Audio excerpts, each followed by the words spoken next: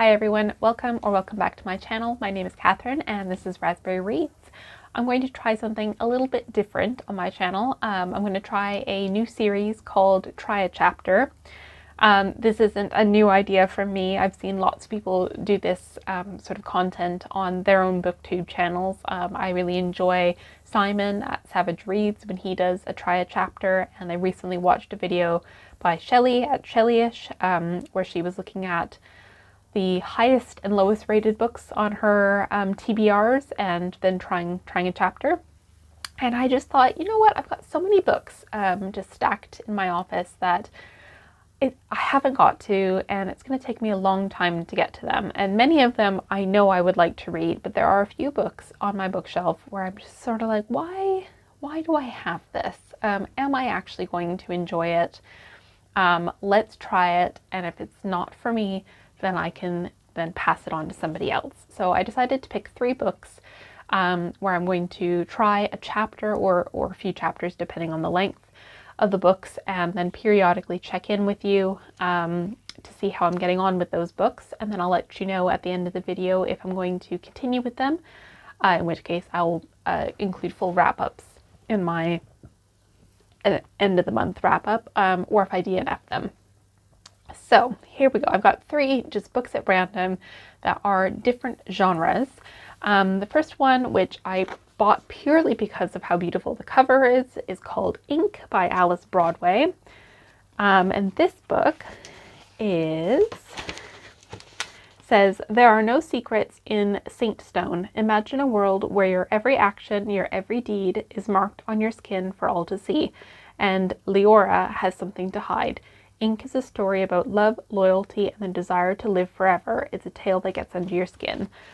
The sense I have from this book, and I could be completely mistaken, is that it's a YA book. I haven't looked at Goodreads or any other blurbs on it, nor do I want to. So yeah, I'm going to try a few chapters in Ink and see how I get on with it. The second book that I would like to try is The Invention of Nature, The Adventures of Alexander von Humboldt, the Lost Hero of Science by Andrea Wulf. Now, I bought this book for my dad years and years and years ago, and I think he enjoyed it. He's now passed away, so I can't ask him. I think he enjoyed it, and it won the Costa Biography Award, which I think is why it was on all of the shelves in the bookshop where I picked up initially. And then my partner Lucy picked it up and she started reading it, and she said that she just couldn't get on with it. So I said, okay, well, before you pass it on to the charity shop, I'll give it a go. So I do like reading about natural history, about history of science. I tend to read, I think I've mentioned this before, more academic books rather than popular books, but I'm very intrigued, so I'm willing to give this nonfiction book a go by trying a couple of chapters in it. And again, I'll let you know how I get on with this one. And the last book, which I have no idea where this came from, probably secondhand from World of Books if I had to guess, but this is The Trade by Fred Stenson. And this is about the Hudson Bay Company. So it says 1822, the Hudson's Bay Company, swollen by a merger with its bitter rival, the Northwest Company, is about to exercise its uncontested monopoly over the lands drained by Hudson Bay. The first step is to find a new source of beaver pelts and profits, and the only hope lies in the unmapped territory held by the Blackfoot speaking Indian tribes, the Piegan, the Siksika, and Blood. With little information, the new governor of the territory mounts an expedition into the heart of this unknown land, a journey that will test the mettle of a new generation of Hudson's Bay Company men. For John Rowland, who goes by the nickname 1 Pound 1, the expedition is also a test of patience, a time to wonder bitterly why he has not been chosen to lead the way. For Rowland's young friend, Ted Harriet, a lowly clerk made madly in love with his matey cousin, it's a chance to demonstrate by some act of bravery that her father should allow them to marry.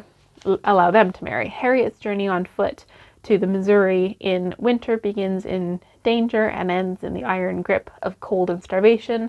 At the far end of the trail, he meets Jim Jock Bird, who's gone to make his life among the Piegan, and who will become a middleman of increasing power among those who would rule the West.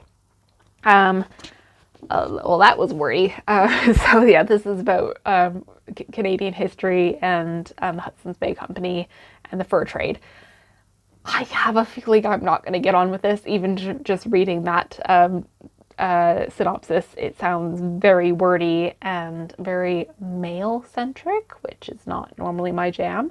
So anyways, I'm going to try reading The Trade, and if I'm not getting on with it, then I can get it off my bookshelf. So yeah, these are the 3 books. So I've got The Trade, Ink, and The Invention of Nature. 3 different genres. Yeah, and I will report back over, I guess, the next couple of weeks, as to how I get on with these books. So yeah, I'll see you momentarily in the video. Okay, so I'm just checking in about the first book, which is Ink by Alice Broadway. That's this one here. I have read only 15 pages, and I can definitively say that I'm going to DNF this book, which is saying something. I normally commit much more than that. So yeah, this book is very clearly a YA book. Not middle grade, but it's definitely more on the younger end of the spectrum, I think, for YA. I had a quick look on Goodreads, and it has a 3.57 rating with only 15,000 reviews, and it's part 1 of a series. It's just very clearly not for me. It's the first chapter basically introduces you to this world where everybody's sort of life story is inked, tattooed onto their bodies, and then after they die, their skin becomes a book, which then sits as sort of like a memorial for that person. And then there seems to be sort of like some judgment as to whether or not your book can, your skin can be turned into a book at all, or whether you're deemed not sort of worthy enough. And then in which case your skin is burned. So that's a bit disturbing. But yeah, that premise, that's not what I find unappealing about this book. It is the writing style. So yeah, as I said, this is YA, so it's a very, I hate the word, but very basic book. So what I mean by that is that the writing is incredibly simplistic. It's very much sort of showing, telling, not showing. Sort of like, she did this, it looked like that, rather than more of like poetic style writing, which I look for. And yeah, I'm not connecting with the character at all because she's too young. So yeah, I'm going to pass this on to somebody else who will enjoy it more than I will, because it's not going to get read sitting on my shelf. Yeah, so that was easy. Yeah, sort of 10 minutes in and I've already DNF'd a book. So yeah, stay tuned for the next 2 books, which are The Invention of The Invention of Nature, and The Trade. I'll maybe I'll be DNFing all 3. Who knows? But yeah, stay tuned.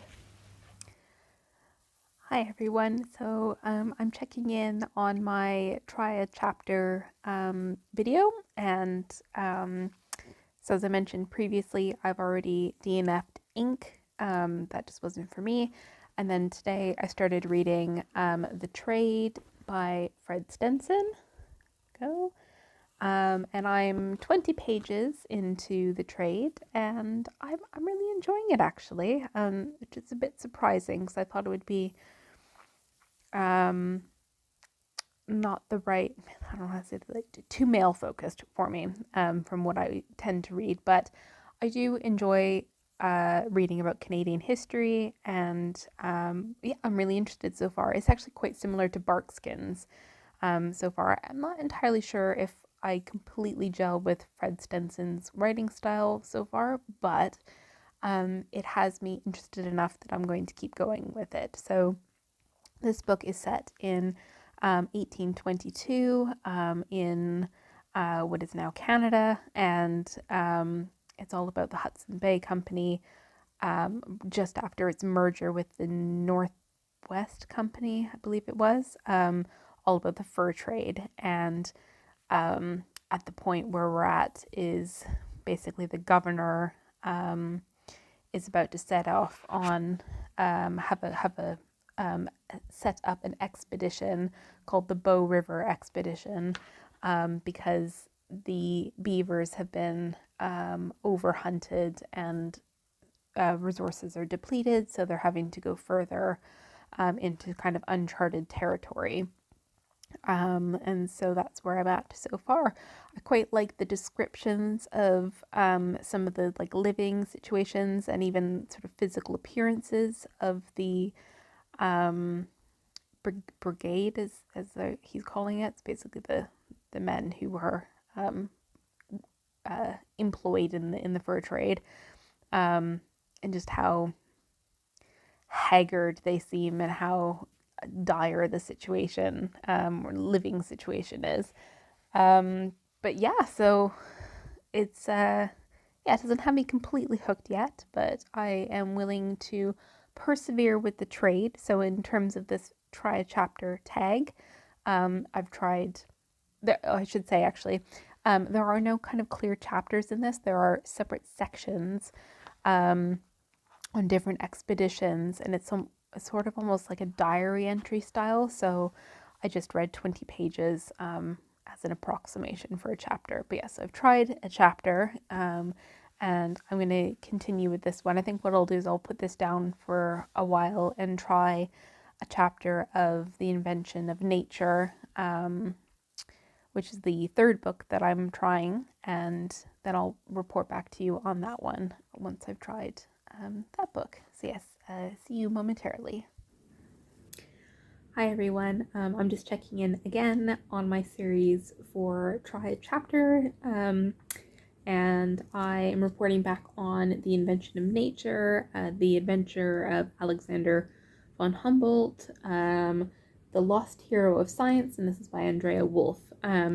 So I'm 30 pages in or so, 25, 30 pages, and I've read so the prologue and chapter 1, and I'll definitely be sticking with this book. It is really interesting. I mean, I already knew a little bit about Humboldt's life, but